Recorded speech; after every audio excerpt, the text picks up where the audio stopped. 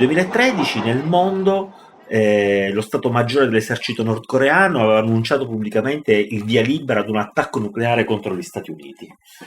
E sembra quasi che non sia successo null'altro in questi anni.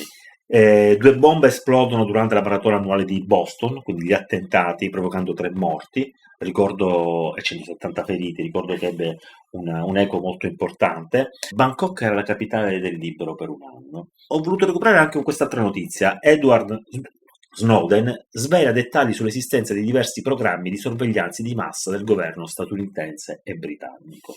Quindi l'importanza dei dati e dei leaks che poi sono usciti. In Italia cosa era successo nel 2013? Dimissioni del Papa, di Benedetto XVI, viene eletto l'attuale Papa Bergoglio, Papa Francesco. Giorgio Napolitano viene rieletto Presidente della Repubblica per la seconda volta, una cosa incredibile, è una cosa che non si ripeterà mai più. Quasi fuori legge. Fuori legge, una cosa Sì. fuori e non si ripeterà mai più. Abbiamo Mattarella Esatto, per il sì. secondo mandato, per fortuna secondo me. Muore Franca Rame e nel canale di Sicilia si rovescia un barcone, uno dei tanti, con 250 migranti. Ci sono 38 morti.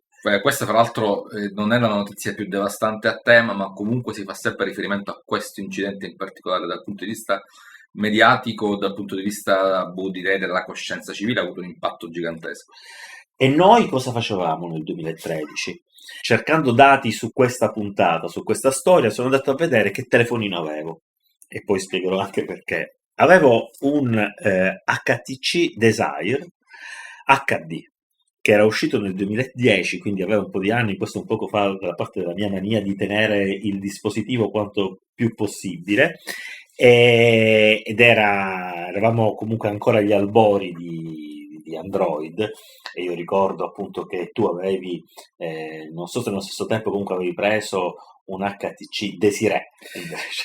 Una delle storie più divertenti della vita, che cito rapidissimamente, non mi ricordo quale problema tecnico, chiamo il supporto, forse chiamo la Wind perché era una roba legata Sì. alla SIM eccetera eccetera, e non ci riusciamo a capire con la signorina che mi risponde al telefono. Io chiedevo informazioni sul Desire, lei non mi seguiva e a un certo punto mi fa: ah, ma il Desiree! Sì, perfetto, è lui. E da quel momento col telefonino per noi è stato il Desiree. Sì, esatto, erano problemi relativi comunque alla capacità di memoria, perché erano proprio i primi dispositivi Android e quindi si riempiva subito la memoria, non era più utilizzabile, era sovradimensionato, era sottodimensionato rispetto a quello che doveva fare. Perché sono andato a guardare i telefonini? Perché nel 2013 Twitter era Twitter e non era X, e io ero molto, devo essere sincero, ero molto più contento con Twitter. Comunque in Italia non era particolarmente diffuso, anche se la mia iscrizione era del 2008, sempre a causa tua. Sì. E gli hashtag più potenti che c'erano usciti in Italia erano Cucchi, Lampedusa, Franca Rame, Papa Francesco. Questi erano i top topic su Twitter.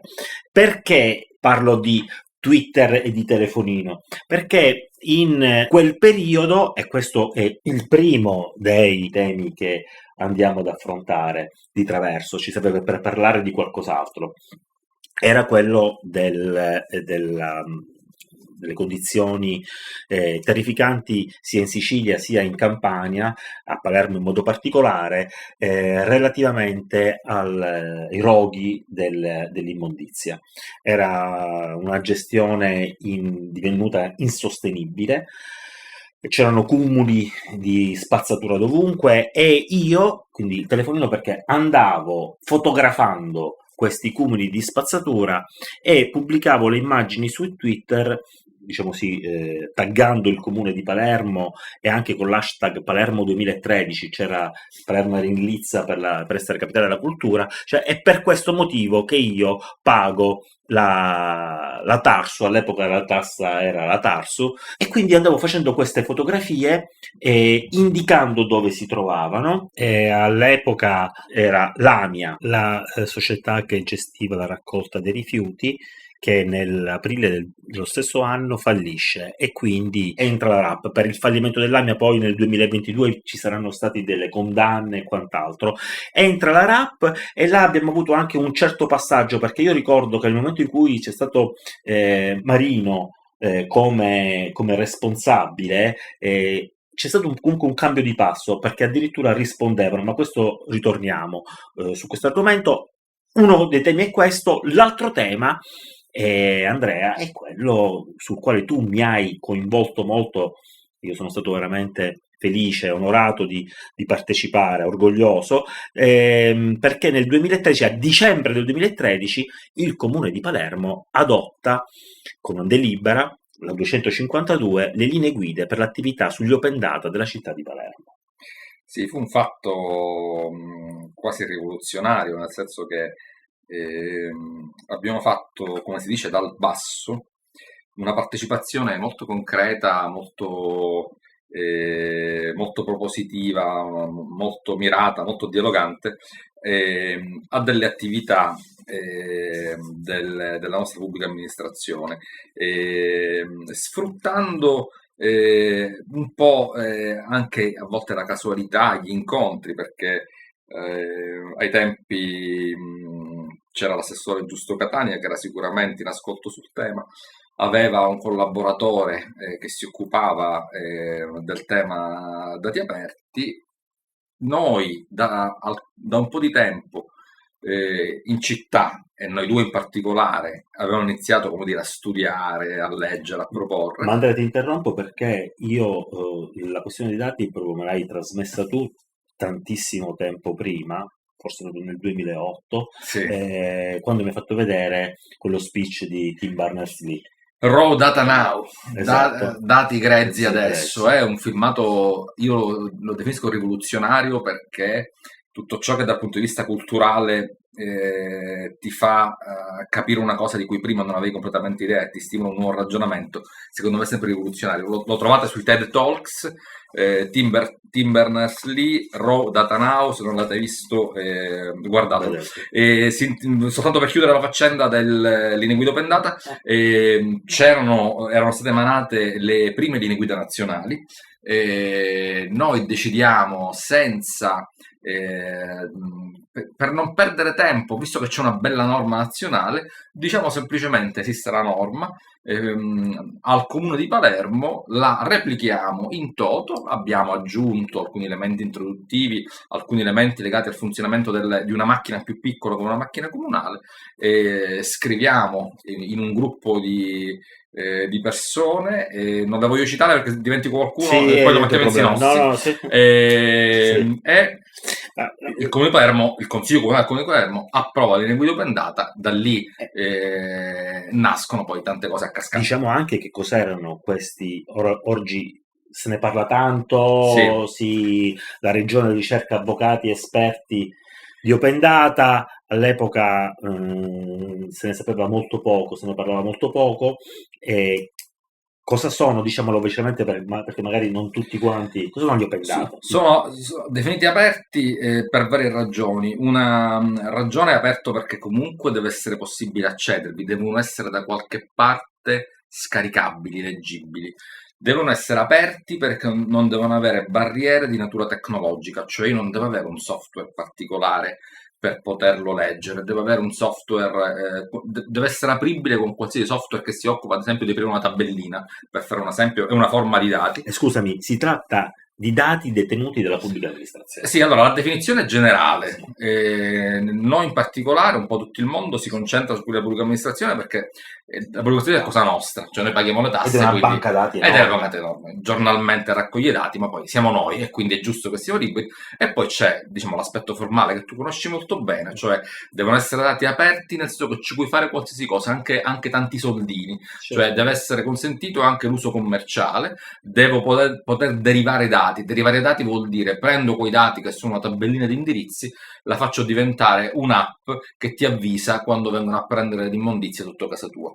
Che è un esempio, diciamo, tra tanti. E su questo, per chiudere la questione, io voglio ricordare, siccome hai fatto tanti convegni di rilievo nazionale. Sì, ecco. sì. In uno in cui mi hai invitato a parlare, avevo preso, dovendo effettuare il mio intervento, una riflessione del sindaco di Toronto, città che peraltro che ha un bellissimo portale sui dati aperti, se potete andatelo a vedere. E il sindaco diceva, guardate, nel momento in cui noi apriamo i dati, quello che le persone riusciranno a fare va al di là delle nostre aspettative, delle nostre più rosee previsioni.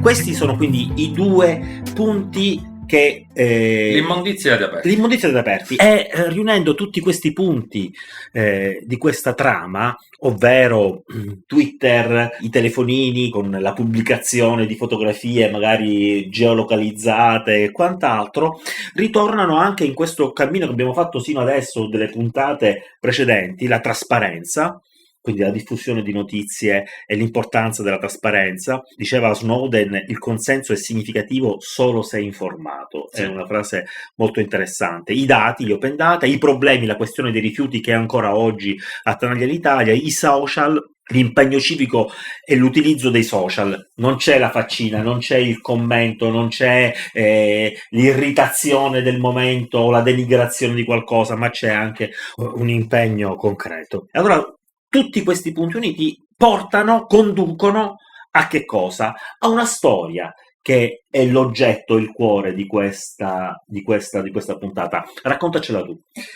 E allora, siccome sono passati più di 10 anni dalle date che hai citato, no? E non abbiamo risolto il problema dell'immondizia, ma soprattutto poi nel tempo la mia attenzione è stata anche al mio prossimo, cioè a noi persone, a noi cittadini della città e a come trattiamo male la città. E una delle cose che purtroppo fanno i miei concittadini è gettare le cartacce per terra, le cicche di sigarette, le lattine di Coca-Cola, i giornali. Cioè, purtroppo è una città, non dico devastata perché esagererei come aggettivo, però è molto sfregiata. Basta farsi una passeggiata in qualsiasi strada della città, anche la cosiddetta, anche nel salotto, purtroppo, perché siamo abbastanza incivili. E allora, visto che tutto questo non cambia, mi sono un attimo informato e scopro che esiste una norma che punisce, una norma nazionale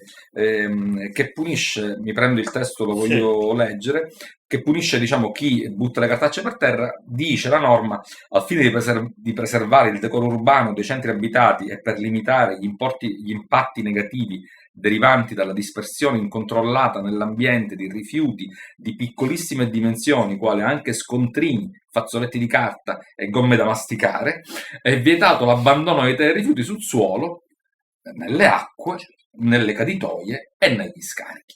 Quindi, tra virgolette, questo è un po' quasi sembra la nonna che ti dice: mi raccomando Andrea, non buttare le cicche per terra. Dovrebbe essere ovvio, diciamo, però questo allora, sai, c'è anche una questione, perché nel caso di sanzioni anche amministrative o penali che siano, perché vi sia la sanzione ci deve essere la norma prescrittiva, cioè se c'è una norma che vieta non mi puoi sanzionare. Chiaramente.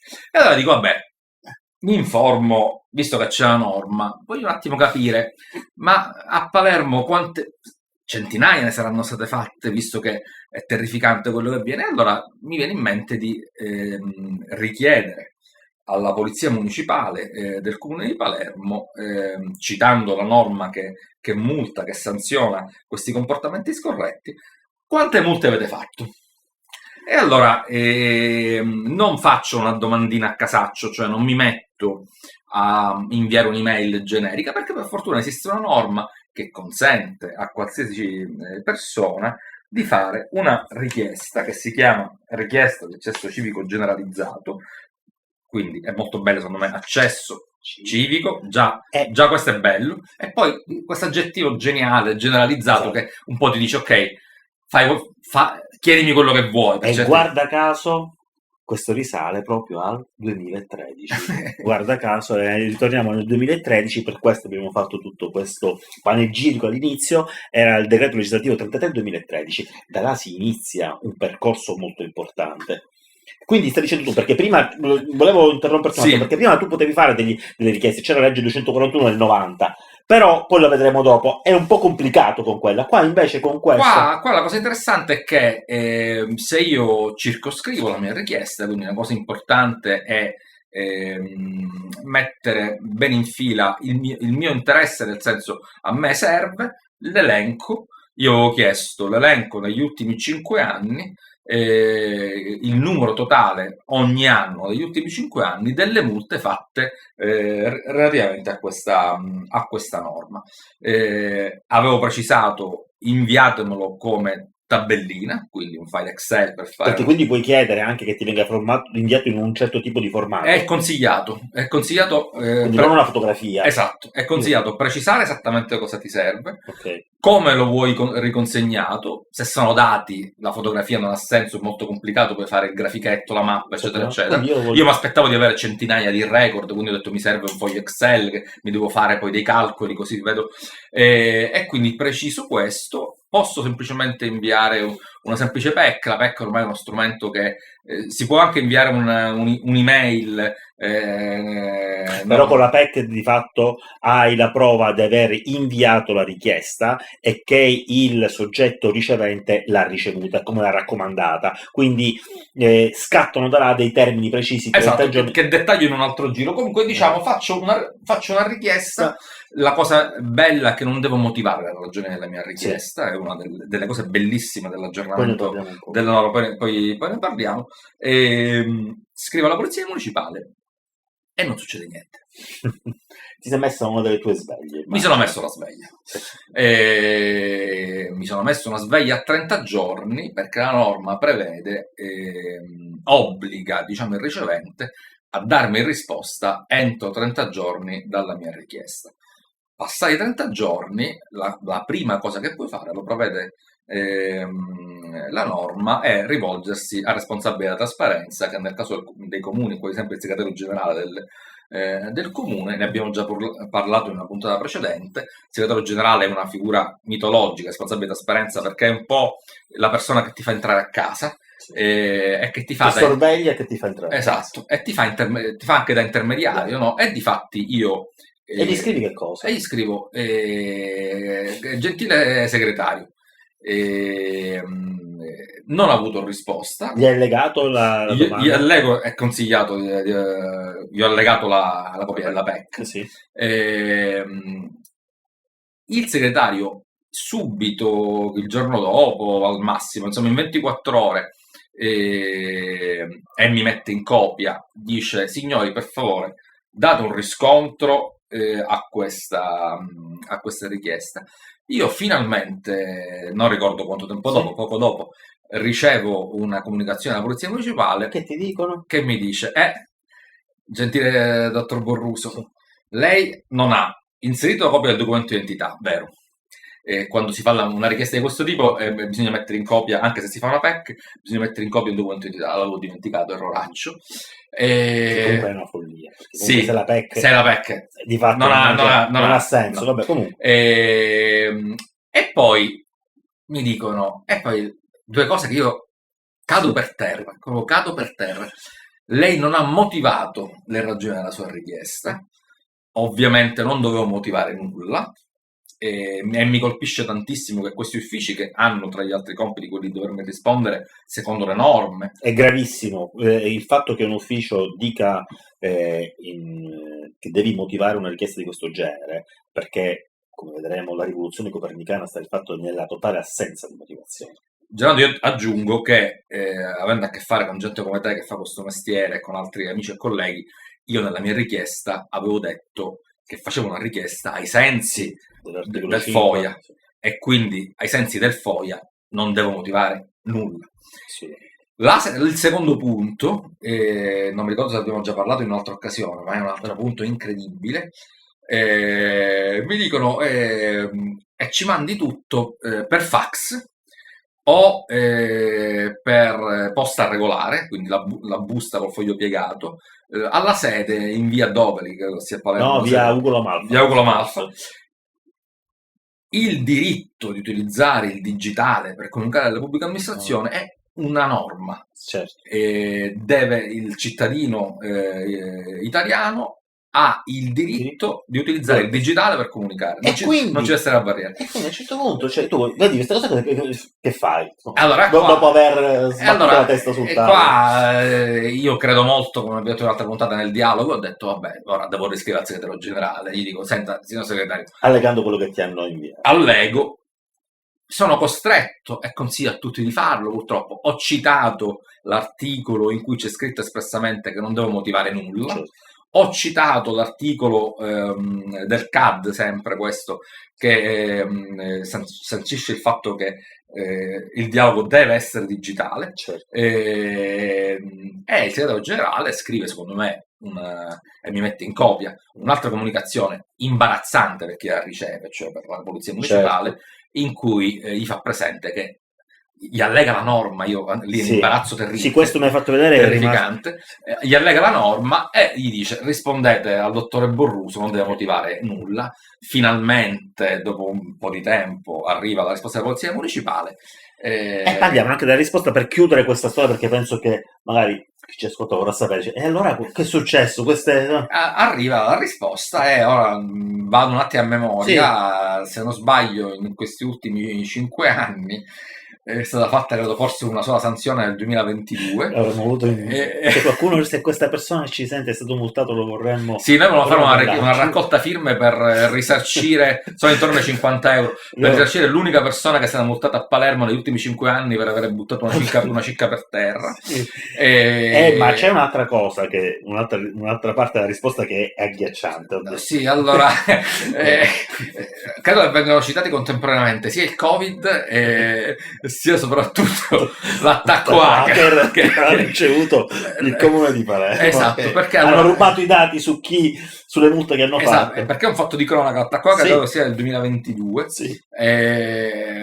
Fra l'altro l'unica multa è quella del del 2022 e loro mettono 3 righe, forse ce n'è qualcuno in più, però, ma avendo avuto l'attacco hacker non lo possiamo sapere. Che devo dire, questa cosa è forse la più imbarazzante delle tante cose imbarazzanti che abbiamo raccontato. Noi non stiamo ridendoci sopra per prendere in giro nessuno, no, però diciamo dovremmo urlare invece che riderci sopra. Ci ridiamo sopra perché meglio così e non fare altri commenti.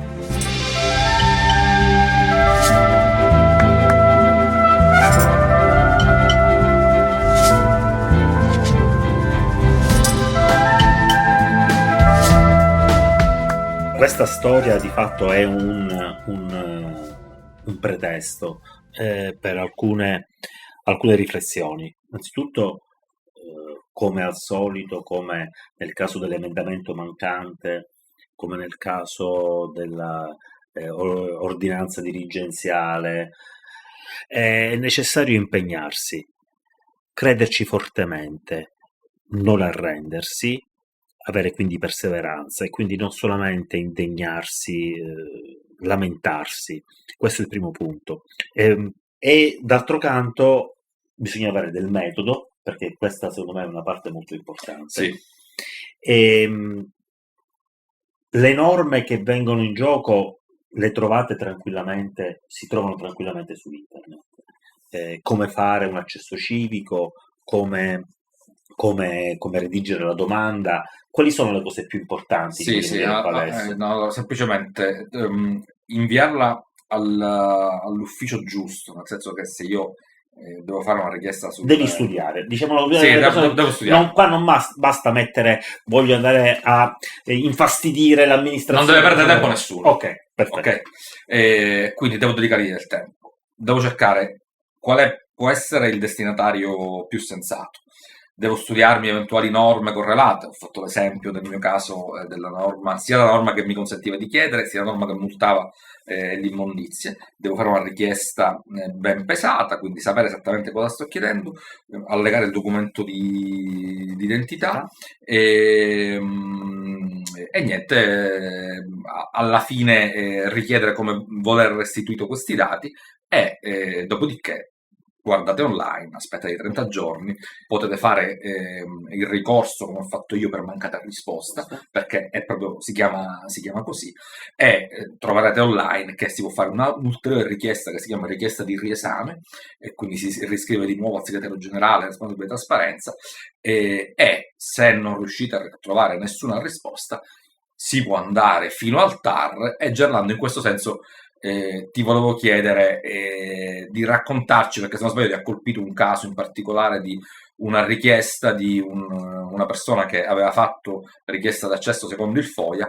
non aveva avuto soddisfazione ed è stato costretto ad andare al TAR. Raccontaci questo caso. Ci sono casi appunto nei quali la vicenda non si conclude felicemente, ma bisogna effettuare proprio un vero e proprio ricorso. Il ricorso al TAR costa.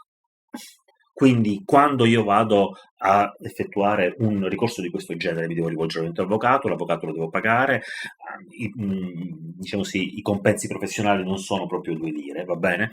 E quindi mi ha incuriosito un caso che viene citato anche nel sito in cui si parla del FOIA, del sito ministeriale, è la sentenza TAR Emilia Romagna 325/2018. Dietro le sentenze c'è una storia, c'è una vita, ci sono dei fatti, ci sono delle persone, c'è del sangue. Di cosa si tratta?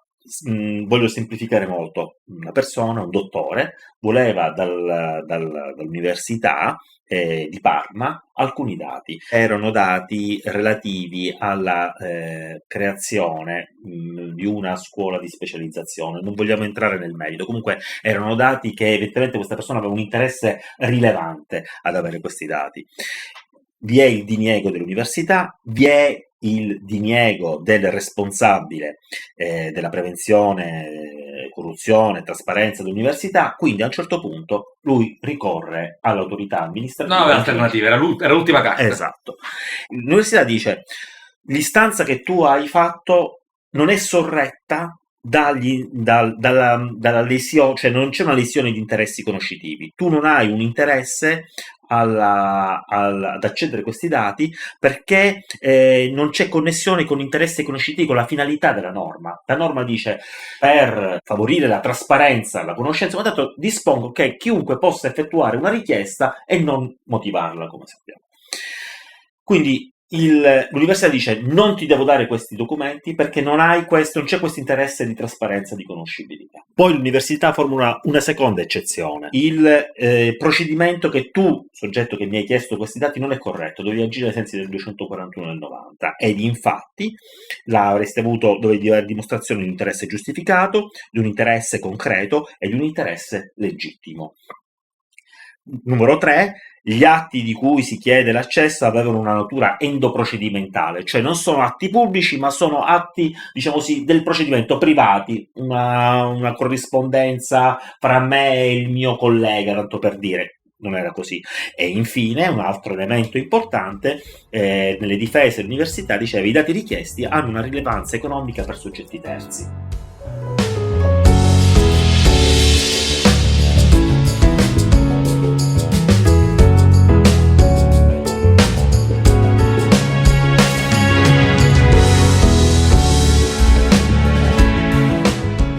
Il TAR, che accoglie invece le domande del richiedente, del ricorrente, e quindi sostanzialmente accoglie quelle che sono le difese, quella che è la tesi difensiva del legale del ricorrente.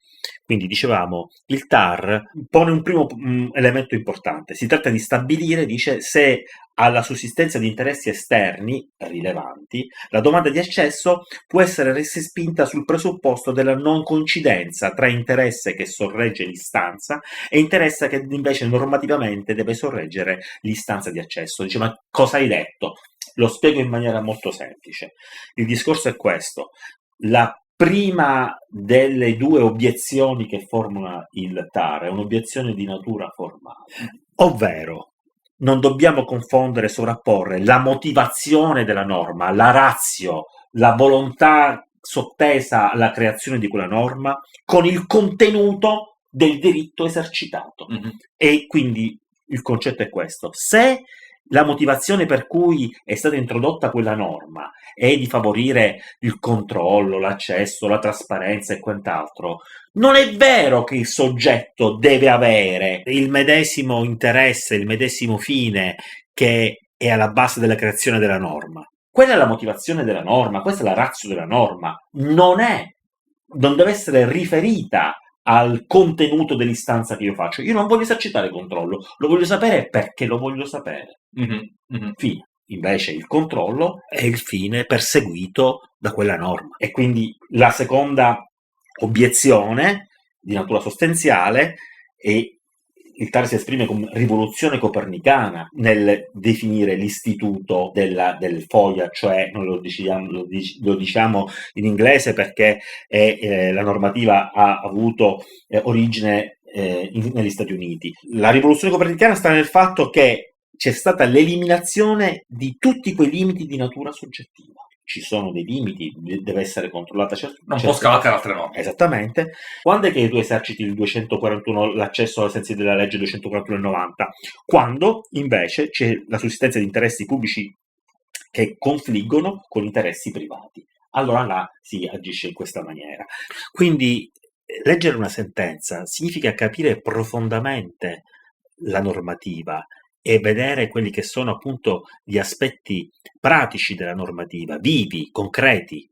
Io trovo, per chiudere, una cosa problematica il fatto che questa persona poteva spendere o comunque ha sacrificato parte del suo denaro per fare la richiesta al TAR, perché comunque è costosa.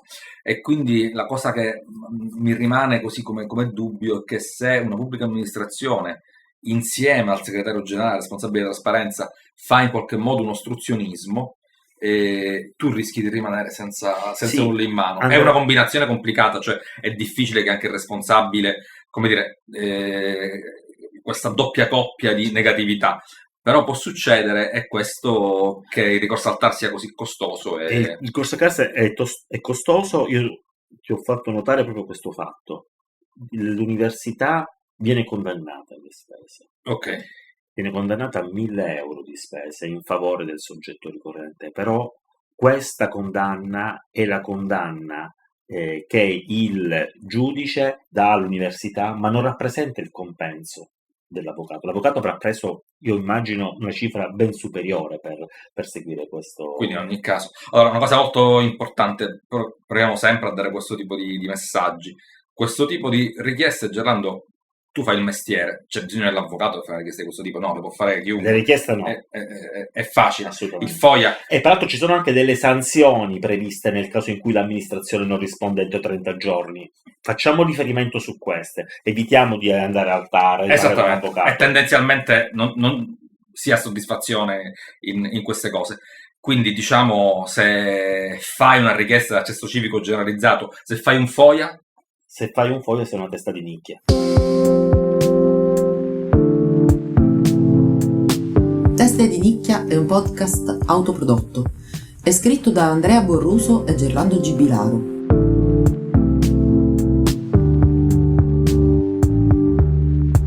La cura editoriale, la supervisione e il producer sono assenti. In redazione non c'è nessuno. La post-produzione ed il montaggio non sappiamo cosa significhino. Le musiche sono di Strasburgo Series. Le fonti dei contributi audio sono indicati nella sinossi.